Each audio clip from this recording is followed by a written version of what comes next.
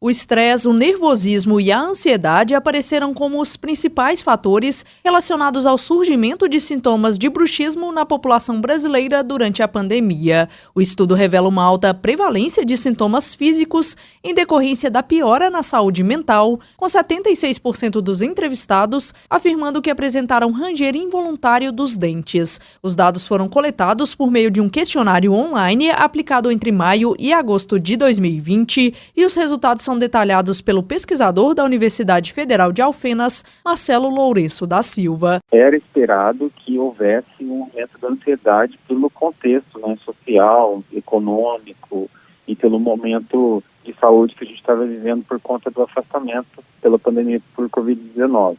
O fato de ter ficado em afastamento social, o fato de ter se afastado das atividades de rotina, fez com que eles tivessem um início e sintomas relacionados ao bruxismo. Então, dor de cabeça, apertamento dentário. E nesse caso, a intenção, foi demonstrar que existe uma correlação entre os sintomas de estresse, ansiedade e o bruxismo. Na pesquisa, a maioria dos participantes, 85%, relatou sons de clique na articulação, 78% disseram sentir dor no ouvido e 65% fadiga mandibular, sintomas que demandam atenção. Agora, de acordo com Marcelo, a próxima etapa consiste em avaliar se os tratamentos existentes apresentam resultados positivos no contexto da pandemia. A questão, e que fica difícil de ver, se nesse momento do contexto de pandemia que ainda está presente,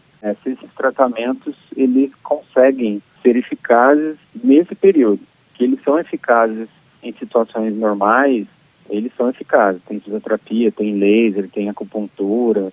Agora, em relação ao contexto da pandemia, que ainda está presente, faz com que a gente pense que pode ser que esses recursos que funcionam em situações normais não sejam suficientes para serem eficazes durante esse período de pandemia. A pesquisa foi desenvolvida pela Universidade Federal de Alfenas, no sul de Minas, e o Instituto Neurológico de Curitiba e indica ainda a necessidade de ações preventivas e de tratamento para a população através de políticas públicas.